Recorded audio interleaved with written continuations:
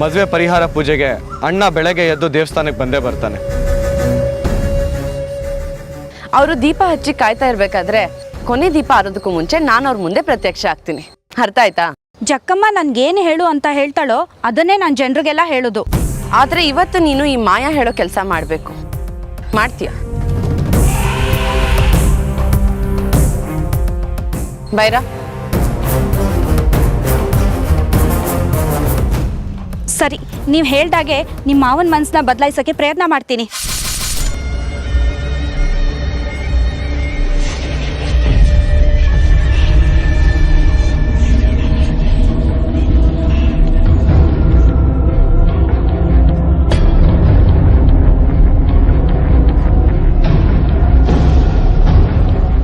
ಎಷ್ಟೇ ಕಷ್ಟ ಆದ್ರೂ ಪರವಾಗಿಲ್ಲ, ಈ ಕೆಲಸ ನಡೆಯೋ ಹಾಗೆ ಮಾಡಬೇಕು. ನಡೆಯುತ್ತೆ ಬೈರಾ. ನಾನೇ ಆ ಮನೆಗೆ ಸರಿಯಾದ ಸೊಸೆ ಅಂತ ಮುತ್ತು ಮಾವಂಗ್ ನಂಬಿಸ್ತೀನಿ.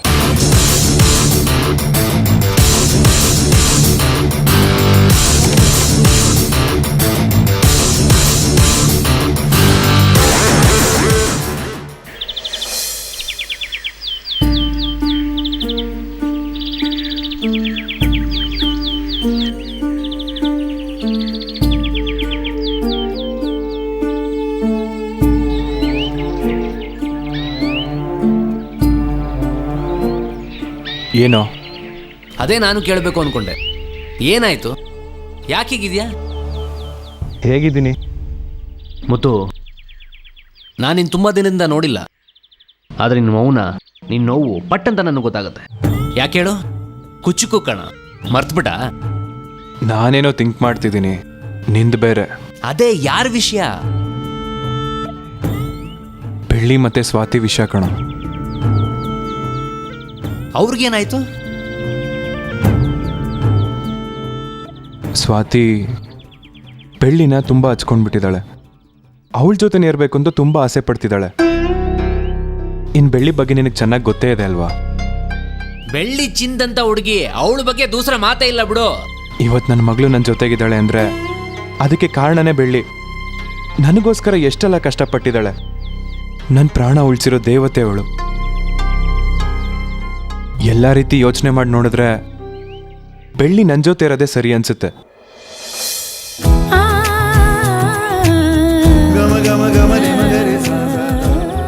ಅನಿಸ್ತಿದ್ಯಾ? ನಿನಗೂ ಅನಿಸ್ತಿದ್ಯಾ? ಎಷ್ಟು ಖುಷಿ ಆಗ್ತಿದೆ ಗೊತ್ತಾ? ಅಲ್ಲಲ್ಲ, ಈ ಮಾತನ್ನ ಕೇಳಕ್ ಎಷ್ಟು ವರ್ಷದಿಂದ ಕಾಯ್ತಿದ್ದೆ. ಈ ಮಾತನ್ನ ಬೆಳ್ಳಿ ಕೇಳಿಸ್ಕೊಂಡ್ಬಿಟ್ಲು ಅಂದ್ರೆ ಕುಡಿದಾಡ್ಬಿಡ್ತಾಳೆ. ಆಹಾ, ಬೆಳ್ಳಿ ಬೆಳ್ಳಿ ಬಾ. ನಮ್ಮ ಹೆಣ್ ಕಡೆಯಿಂದ ಅಂತೂ ಸಿಗ್ನಲ್ ಯಾವಾಗ್ಲೂ ಆನಲ್ಲೇ ಇತ್ತು. ಗಂಡು ಕಡೆನೆ ಸ್ವಲ್ಪ ನೆಟ್ವರ್ಕ್ ಪ್ರಾಬ್ಲಮ್ ಇತ್ತು. ಈಗ ಯಾಕೋ ಪುಕ ಪುಕ ಆಗ್ತಾ ಇದೆ. ಆಹಾ, ಇನ್ನೂ ನನ್ನ ಮಾತು ಮುಗ್ದಿಲ್ಲ, ಸ್ವಲ್ಪ ಸಮಾಧಾನ ಮಾಡ್ಕೊ. ಅನ್ಸಿದ್ದೇನೋ ನಿಜ, ಆದ್ರೆ ಇಷ್ಟೊಂದು ಒಳ್ಳೆ ವಿಷಯ ಹೇಳಕ್ ಏನ್ ಯೋಚನೆ ಮಾಡ್ತಿದ್ಯಾ? ಏನ್ ತೊಂದರೆ ಆಗಿರೋದು? ಮಾಯಾ ಅವಳು ಯಾವತ್ತಿದು ತೊಂದರೆನೇ ಬಿಡು. ನಾನು ಅವಳ ಮದುವೆ ಆಗ್ತೀನಿ ಅಂತ ಮಾತು ಕೊಟ್ಟಿದ್ದೀನಿ. ಅದು ಅಲ್ಲದೆ ಚಿಕ್ಕಮ್ಮನ ಮೇಲೆ ಆಣೆ ಮಾಡಿ ಪ್ರಮಾಣ ಮಾಡಿದ್ದೀನಿ. ನೀವೆಲ್ಲರೂ ಮುಂಚೆನೇ ಹೇಳ್ತಿದ್ರಿ. ಆದರೆ ಮಾಯಿನ ಬಗ್ಗೆ ನನಗೀಗೀಗ ಗೊತ್ತಾಗ್ತಿದೆ. ಬೆಳ್ಳಿ ಚಿಕ್ಕ ವಯಸ್ಸಿಂದಾನು ಮುತ್ತು ಮಾವ ಅಂತ ತುಂಬ ಹಿಂದೆ ಸುತ್ತುತ್ತಿದ್ಲು. ಅದು ಅಲ್ಲದೆ ಈಗ ಮಾಯಿನ ಮನಸ್ಸಲ್ಲೂ ನಾನಿದ್ದೀನಿ. ತುಂಬ ಸರಿ ಮದುವೆನೂ ನಿಂತೋಗಿದೆ. ಈ ರೀತಿ ಮದುವೆ ಆಗಲ್ಲ ಅಂತ ಹೇಳೋದು ಅಥವಾ ಅವಳು ಕೈಗೆ ಸಿಗದೆ ಓಡಾಡೋದು ನನಗೇನೋ ಸರಿ ಅನಿಸ್ತಿಲ್ಲ. ಮಾಯಾ ಒಳ್ಳೆಯವಳ ಕೆಟ್ಟವಳ ನನಗೆ ಗೊತ್ತಿಲ್ಲ, ಆದರೆ ಅವಳು ಚೆನ್ನಾಗಿರ್ಬೇಕು ಅಷ್ಟೆ. ಈಗ ಯಾರಿಗೂ ಒಳ್ಳೇದು ಬಯಸ್ಲಿ. ಒಬ್ರು ಚೆನ್ನಾಗಿರ್ಬೇಕು ಅಂದರೆ ಇನ್ನೊಬ್ರು ನೋವು ಪಡಲೇಬೇಕು. ಇದ್ಯಾಕೋ ನನಗೆ ಸರಿ ಅನಿಸ್ತಿಲ್ಲ. ಅದಕ್ಕೆ ಇಷ್ಟೊಂದು ಯೋಚನೆ ಮಾಡ್ತಿದ್ಯಾ? ಮಾಯಾಗೊಂದು ಒಳ್ಳೆ ಗಂಡು ನೋಡಿ ಮದುವೆ ಮಾಡ್ಬಿಡೋಣ. ಅದು ನೀನು ಹೇಳ್ದಷ್ಟು ಸುಲಭ ಅಲ್ಲ. ಮಾಯಾ ಎಂಥ ಹಠವಾದಿ ಅಂತ ನಿನಗೂ ಚೆನ್ನಾಗಿ ಗೊತ್ತು. ಮನಸ್ಸಲ್ಲಿ ಏನೋ ಒಂದು ರೀತಿ ಗೊಂದಲ, ತುಂಬ ಕಷ್ಟ ಅನಿಸ್ತಿದೆ ಕಣೋ. ಬೆಳ್ಳಿನ ನನ್ನೊಳಗೆ ಸ್ವೀಕಾರ ಮಾಡೋದಕ್ಕೂ ಆಗ್ತಿಲ್ಲ, ಆ ಕಡೆ ಬಿಟ್ಕೊಡೋದಕ್ಕೂ ಆಗ್ತಿಲ್ಲ. ದೇವಸ್ಥಾನಕ್ಕೆ ಬಂದರೆ ನೆಮ್ಮದಿ ಸಿಗುತ್ತೆ ಅಂತ ಅನ್ಕೊಂಡೆ, ಆದರೆ ಇಲ್ಲಿ ಬಂದರೆ ಇಲ್ಲೂ ಅದೇ ಯೋಚನೆ. ಮುತ್ತು, ಬರೀ ಅದ್ರ ಬಗ್ಗೆನೇ ಯೋಚನೆ ಮಾಡ್ತಿದ್ರೆ ಮೈಂಡ್ ಬ್ಲ್ಯಾಂಕ್ ಆಗ್ಬಿಡುತ್ತಪ್ಪ. ಬೇರೆ ಏನು ಉತ್ತರನೇ ಸಿಗಲ್ಲ. ಕಣಿ ಹೇಳ್ತೀನವ ಕಣಿ. ಹಿಂದೆ ಆಗಿದ್ದು ಮುಂದೆ ಆಗೋದು ಎಲ್ಲ ಇದ್ದಿದ್ದಂಗೆ ಹೇಳ್ತೀನಿ. ಮುತ್ತು, ನಮಗ್ ಸಮಸ್ಯೆಗಳು ಸಿಕ್ಕಾಪಟ್ಟೆ ಆಗಿ ದಾರಿ ತೋಚದೆ ಇದ್ದಾಗ ದೇವ್ರು ಒಂದಲ್ಲ ಒಂದು ದಾರಿ ಕೊಡ್ತಾನೆ. ನಾವೇ ಕಣಿ ಕೇಳಬಾರ್ದು ಅಂತೀಯಾ? ನನಗೆ ಈ ವಿಷಯದಲ್ಲೆಲ್ಲ ನಂಬಿಕೆ ಇಲ್ಲ. ಮೊದಲು ಪೂಜೆ ಮಾಡ್ಸೋಣ ಬಾ. ನನಗೂ ನಂಬಿಕೆ ಇಲ್ಲ ಮುತ್ತು. ಒಂದ್ ಕೆಲಸ ಮಾಡೋಣ, ಈ ತರ ಟೆಸ್ಟ್ಗೆ ನಾನು ಹೋಗ್ಬಿಟ್ಟು ಕಣಿ ಕೇಳ್ಕೊಂಡ್ ಬರ್ತೀನಿ. ಅವ್ರು ಕರೆಕ್ಟಾಗಿ ಹೇಳಿದ್ರೆ ನೀನು ಹೋಗು, ಸಿಂಪಲ್.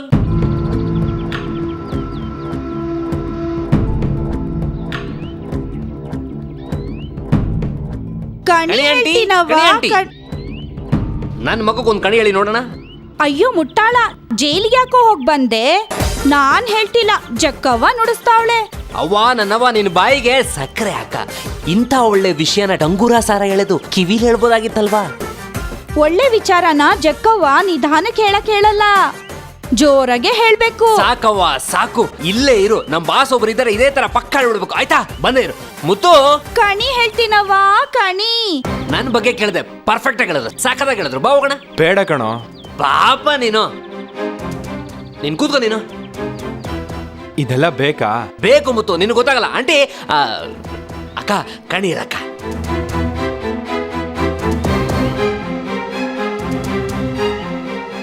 ಕೈ ತೋರ್ಸಿ. ತೋರ್ಸು ಮುತ್ತು.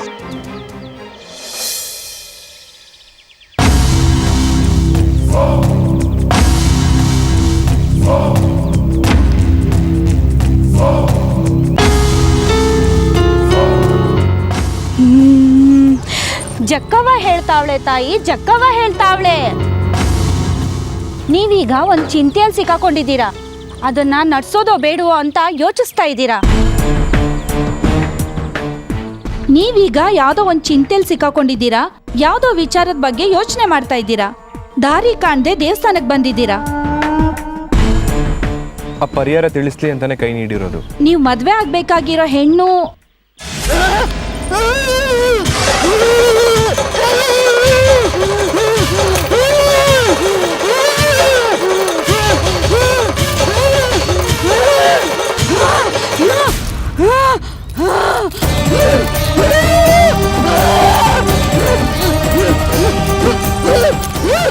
ನಾನು ಚಿಕ್ಕಮ್ಮ ಬಂದಿದ್ದೀನಿ.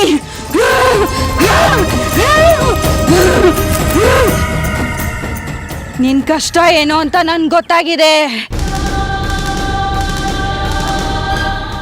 ನೀನ್ ಕೊಟ್ಟಿರೋ ಮಾತನ್ನ ಉಳಿಸ್ಕೊಳ್ಬೇಕು ಅನ್ನೋದು ಒಂದ್ ಕಡೆ ಆದ್ರೆ, ನಿನ್ ಮಗಳ ಆಸೆ ಇನ್ನೊಂದ್ ಕಡೆ. ನೀನ್ ಯಾರನ್ನ ಮದ್ವೆ ಆಗ್ಬೇಕು ಅಂತ ತಿಳಿದೆ ಈ ದೇವ್ರ ಸನ್ನಿಧಿಗೆ ಬಂದಿದ್ಯಾ, ಸರಿ ತಾನೇ?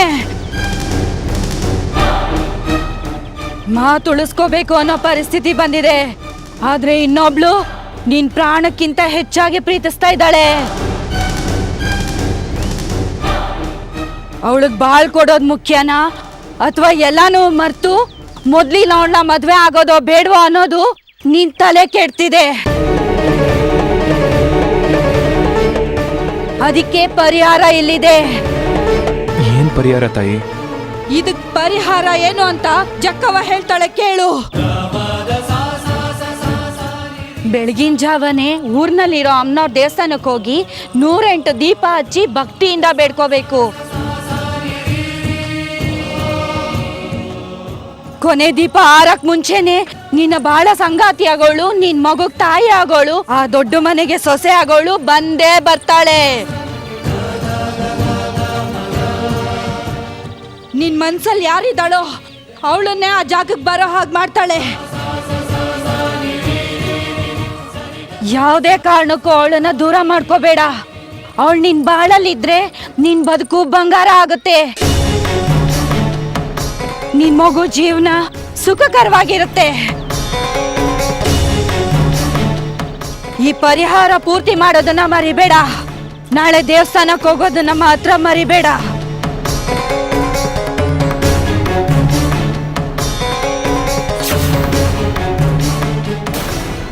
ಏನೋ ಇದು ಪರಿಹಾರ ಹೇಳಿ ಅಂದ್ರೆ ಏನೇನೋ ಹೇಳ್ತಿದ್ದಾರೆ. ಇದೆಲ್ಲ ಮಾಡ್ಬೇಕಾ? ನೋಡೋಣ ಮುತ್ತು, ಇರು.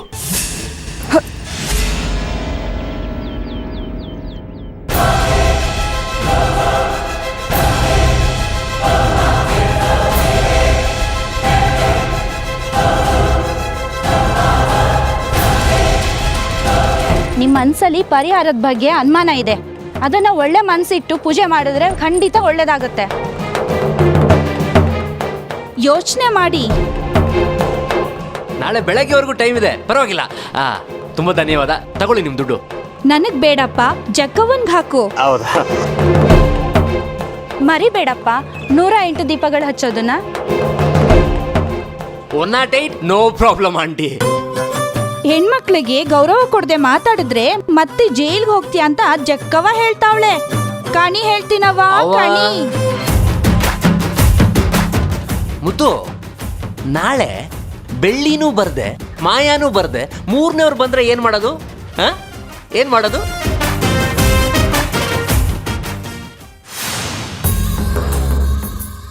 ಏನಾಯ್ತು? ನಿಮ್ಮನ್ನ ನೋಡಿದ್ರೆ ನಾವು ಹೇಳ್ದಾಗೆ ಹೇಳಿ ಬಂದಿದ್ದೀರಾ ಅಂತ ಅನಿಸ್ತಿದೆ. ಇಲ್ಲಮ್ಮ, ನನ್ನ ಬಾಯಿಂದ ನೀವು ಹೇಳೋ ಕೇಳಿದ ಸುಳ್ಳನ್ನ ಹೇಳಕ್ಕಾಗ್ಲಿಲ್ಲ. ಅಲ್ಲಮ್ಮ, ನಾವು ನಿಮಗೆ ದುಡ್ಡು ಕೊಟ್ಟಿದ್ದೇನಕ್ಕೆ? ನೀವು ದುಡ್ಡು ಕೊಟ್ಟಿದ್ರಿ ನಿಜ. ನಾನು ನೀವು ಹೇಳ್ದಂಗೆ ಹೇಳಕ್ ಹೋದೆ. ಆದ್ರೆ ನನ್ನ ಮೈ ಮೇಲೆ ತಾಯಿ ಜಕ್ಕವ ಬಂದು ಬೇರೆ ವಿಷಯನೇ ಹೇಳ್ಸಿದ್ದಾಳೆ. ನೀವಲ್ಲಿ ಏನ್ ವಿಚಾರ ಹೇಳಿದ್ರಿ ಅದನ್ನದು ದಯವಿಟ್ಟು ಸರಿಯಾಗಿ ಹೇಳ್ತೀರಾ? ಬೆಳಗಿನ ಜಾವನೆ ಊರ್ನಲ್ಲಿರೋ ಅಮ್ಮನವ್ರ ದೇವಸ್ಥಾನಕ್ಕೆ ಹೋಗಿ 108 ದೀಪ ಹಚ್ಚಿ ಭಕ್ತಿಯಿಂದ ಬೇಡ್ಕೋಬೇಕು. ಕೊನೆ ದೀಪ ಆರಕ್ ಮುಂಚೆನೆ ನಿನ್ನ ಬಾಳ ಸಂಗಾತಿ ಆಗೋಳು, ನಿನ್ ಮಗುಗ್ ತಾಯಿ ಆಗೋಳು, ಆ ದೊಡ್ಡ ಮನೆಗೆ ಸೊಸೆ ಆಗೋಳು ಬಂದೇ ಬರ್ತಾಳೆ. ನಿನ್ ಮನ್ಸಲ್ಲಿ ಯಾರಿದ್ದಾಳೋ ಅವಳನ್ನೇ ಆ ಜಾಗಕ್ಕೆ ಬರೋ ಹಾಗೆ ಮಾಡ್ತಾಳೆ. ದಯವಿಟ್ಟು ನನಗೆ ಕ್ಷಮಿಸ್ಬಿಡಿಮ್ಮ, ನಾನು ಬರ್ತೀನಿ.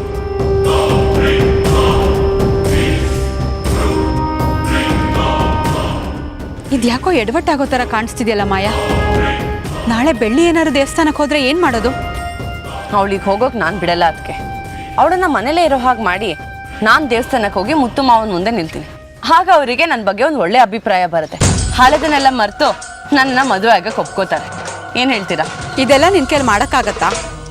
ಈ ಮಾಯೆಗೆ ಆಗಲ್ಲ ಅನ್ನೋ ವಿಷಯನೇ ಇಲ್ಲ. ಮುತ್ತು ಮಾವ ಸರಿಯಾಗಿ ಸಿಕ್ಕಾಕೊಂಡಿದ್ದಾರೆ. ಅವ್ರು ತಪ್ಪಿಸ್ಕೊಳ್ಳೋ ಚಾನ್ಸೇ ಇಲ್ಲ. ಅಟ್ ಎನಿ ಕಾಸ್ಟ್ ಒಪ್ಪಿ ನನ್ನ ಮದುವೆ ಆಗಲೇಬೇಕು. ಬೆಳ್ಳಿನ ಈ ವಿಷಯದಿಂದ ದೂರ ಹೇಗಿಡ್ತೀಯಾ?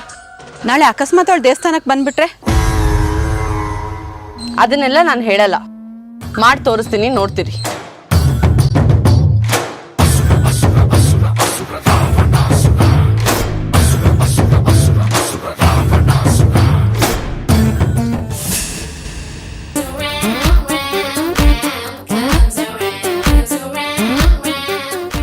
ಕೊರವಂಜಿ ಹೇಳಿದಾಗೆ ಬೆಳ್ಳಿನ ನಾಳೆ ಬೆಳಗ್ಗೆ ಮುತ್ತು ಮುಂದೆ ನಿಲ್ಲಿಸಿದ್ರೆ ಹೇಗೆ?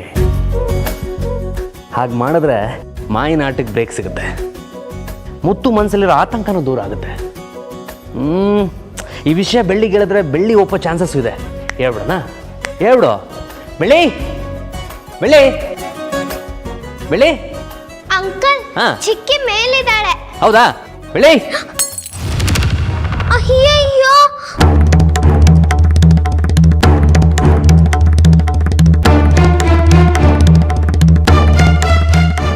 ಸಾರಿ ಅಂಕಲ್, ಮಿಸ್ ಆಗಿ ಬಿದ್ದೋಯ್ತು. ನಾನೇ ಎತ್ತಿಡ್ತೀನಿ. ಪರವಾಗಿಲ್ಲ ಗೊಂಬೆ, ಅಲ್ಲೇ ಅಲ್ಲೇ ಚುಚ್ಕೊಳುತ್ತೆ ಸುಮ್ಮನೆ.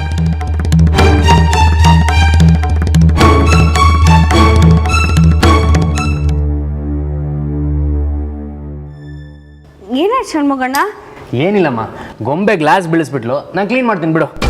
ಅಂಕಲ್, ಚಿಕ್ಕಿ ಜೊತೆ ಏನೋ ಮಾತಾಡ್ಬೇಕು ಅಂತಿದ್ರಲ್ಲ, ಅವರೇ ಬಂದಿದ್ದಾರೆ. ಏನು ಅಂತ ಹೇಳಿ ಅವ್ರಿಗೆ. ಇಂಟೆಲಿಜೆಂಟ್ ಗೊಂಬೆ. ಏನ್ ಷಣ್ಮುಗಣ್ಣ, ಏನ್ ಮಾತಾಡ್ಬೇಕು? ಅದು ಏನಿಲ್ಲ, ನಾಳೆ ಬೆಳಗ್ಗೆ 5 ಗಂಟೆಗೆ ಒಂದು ಮುಖ್ಯವಾದ ಕೆಲಸ ಮಾಡಬೇಕು. ಬೆಳಗ್ಗೆ 5 ಗಂಟೆಗ? ಆಗ ಎಷ್ಟೊಂದು ಕೆಲಸ ಇರುತ್ತೆ ಗೊತ್ತಾ? 5 ಗಂಟೆಗೆ ಕೆಲಸನ? ಇನ್ನು ಸೂರ್ಯನೂ ಶಿಫ್ಟ್ ಶುರು ಮಾಡಿರಲ್ಲ, ಏನಮ್ಮ? ಬೆಳಗ್ಗೆ ಎದ್ದು ರೆಡಿ ಆಗಬೇಕು, ಸ್ಟವ್ ಹಚ್ಚಿ ತಿಂಡಿ ತಯಾರು ಮಾಡಬೇಕು, ಆಮೇಲೆ ಎಲ್ಲರನ್ನೂ ಎದ್ದೇಳಿಸಿ ಅವ್ರಿಗೆ ಕಾಫಿ ಟೀ ಕೊಡಬೇಕು, ಕೆಲಸದವರೆಲ್ಲ ಸರಿಯಾಗಿ ಕೆಲಸ ಮಾಡ್ತಿದಾರಾ ಇಲ್ವಾ ಅಂತ ನೋಡಬೇಕು, ತೆಂಗಿನಕಾಯಿ ಎಲ್ಲ ಸರಿಯಾಗಿ ಸಂತೆಗೆ ಹೋಗ್ತಿದ್ಯಾ ಅಂತ ನೋಡಬೇಕು, ಆಮೇಲೆ ಸಾಕು ಸಾಕು ಸಾಕು ಸಾಕು ಸಾಕು 5 ಗಂಟೆಗೆ ಏನು ಕೆಲಸ ಅಂತ ಕೇಳಿದೆ. ಅದಕ್ಕೆ ನೀನು ಹೋಟೆಲಿರೋ ಮೆನು ಥರ ಇಷ್ಟು ದೊಡ್ಡ ಲಿಸ್ಟ್ ಹೇಳ್ತಿದ್ಯಲ್ಲ, ಇಷ್ಟು ಕೆಲಸಕ್ಕೆ ನಿನಗೆ ಸಂಬಳ ಕೊಟ್ಟರೆ ಕಂಪ್ಯೂಟರ್ ಕಂಪನಿ ಓನರ್ಗಿಂತ ಜಾಸ್ತಿ ಸಂಬಳ ನಿನಗೆ ಗೊತ್ತಾ? ನೀವು ಅದೇನೋ ಹೇಳಬೇಕು ಅಂತಿದ್ರೆ. ನಾನು ಅದೇನೋ ಮರ್ತೇ ಹೋಯ್ತಪ್ಪ, ನಿನ್ನ ಜೊತೆ ಮಾತಾಡ್ತಿದ್ದೆ ನಾನು ಮೆಂಟಲ್ ಆಗ್ಬಿಡ್ತೀನಿ, ಮರ್ತೋಗ್ಬಿಟ್ಟೆ ನಾನು. ನಾಳೆ 5 ಗಂಟೆಗೆ? ನಾನು ಹೇಳ್ತಾ ಇರೋದು ನಿನ್ನ ಜೀವನಕ್ಕೆ ಸಂಬಂಧಪಟ್ಟಿದ್ದು. ನಾನು ಹೇಳೋ ಹಾಗೆ 5 ಗಂಟೆಗೆ ಎದ್ದು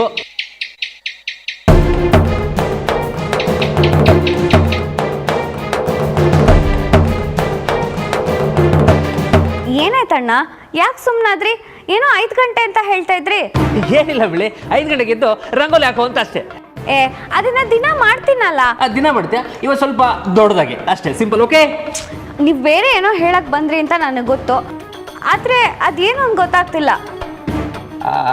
ಅದು ಏನಿಲ್ಲ ಬಿಳಿ, ದೇವ್ರಿಗೆ ನಿನಗೇನು ಕೊಡಬೇಕು ಅಂತ ಚೆನ್ನಾಗಿ ಗೊತ್ತು. ಅದು ತಲುಪಿಸೋ ಟೈಮಲ್ಲಿ ಕರೆಕ್ಟಾಗಿ ತಲುಪಿಸ್ತಾನೆ. ಇದು ಬೆಳಗಿನ ಶುಭಾಷಿತ, ಸಿಂಪಲ್. ಬರ್ಲಾಗ ಬಾಯ್.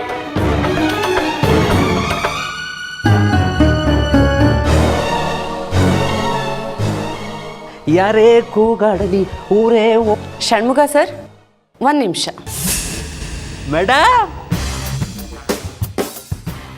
Sir, me so sweet. ಏನೋ ಡೀಪಾಗಿ ಡಿಸ್ಕಷನ್ ಮಾಡ್ತಿದ್ರಿ. ನಿಮ್ಮನ್ನ ಪರ್ಮನೆಂಟ್ ಆಗಿ ಮನೆ ಬಿಟ್ಟು ಹೇಗೆ ಓಡಿಸೋದು ಅಂತ ಹೇಳ್ಕೊಡ್ತಾ ಇದ್ದೆ.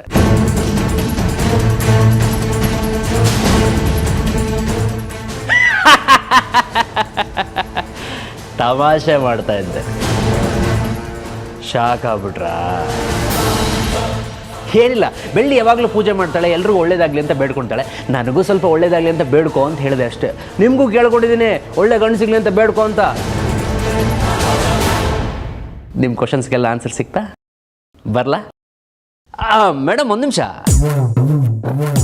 ಆನ್ಸರ್ಸ್ ಹುಡುಕಿ, ಸಿಕ್ಕಿದ್ರೂ ಸಿಗ್ಬೋದು.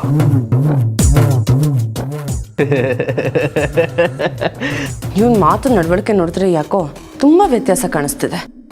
ಇದನ್ನ ಹೀಗೆ ಬಿಟ್ರೆ ಸರಿಯಾಗಲ್ಲ. ನಾಳೆ ಬೆಳ್ಳಿ ಮನೆಯಿಂದ ಅಲ್ಗಾಡಬಾರ್ದು. ಹಾಗೆ ಮಾಡ್ತೀನಿ. ಬೆಳ್ಳಿ, ಬೆಳ್ಳಿ. ಹಾ ಬಾಯ್ಕ, ಬಂದೆ. ಸ್ವಾತಿ, ನೀನು ಅಡುಗೆ ಮನೆಯಲ್ಲಿರು, ಬರ್ತೀನಿ. ಹಾ ಮಾಯ್ಕ. ಬೆಳ್ಳಿ, ನಾಳೆ ನನ್ನ ಫ್ರೆಂಡ್ಸು ಮನೆಗೆ ಬರ್ತಿದ್ದಾರೆ. ಒಂದು 15 ಜನ ಬರ್ತಿದ್ದಾರೆ. ಅವ್ರಿಗೆಲ್ಲ ಊಟದ ವ್ಯವಸ್ಥೆ ಮಾಡಬೇಕು. ಹೋಟೆಲ್ ಊಟ ತರಿಸಿದ್ರೆ ಚೆನ್ನಾಗಿರಲ್ಲ. ನೀನೇನಾದರೂ ಮಾಡ್ಕೊಡ್ತೀಯಾ? ಅಯ್ಯೋ, ಮಾಡ್ಕೊಡ್ತೀನಿ ಬಿಡಿ ಅಕ್ಕ. ನೀನು ಮಾಡಿಕೊಡ್ತೀಯ ಅಂತ ಗೊತ್ತಿತ್ತು, ಆದರೆ ನಾಳೆ ಬೆಳಿಗ್ಗೆ ನಿನಗೇನಾದರೂ ಕೆಲಸ ಇದೆಯಾ? ನಾಳೆ ಬೆಳಗ್ಗೆನಾ?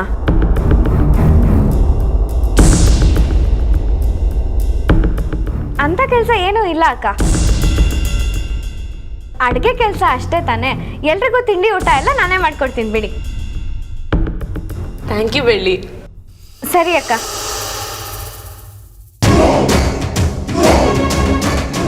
ನಾಳೆ ಯಾವುದೇ ಕಾರಣಕ್ಕೂ ನಿನ್ನ ದೇವಸ್ಥಾನಕ್ಕೆ ಬರಬಾರ್ದು. ಅದಕ್ಕೆ ಇಷ್ಟೆಲ್ಲ ಪ್ಲ್ಯಾನ್ ಮಾಡ್ತಿದ್ದೀನಿ.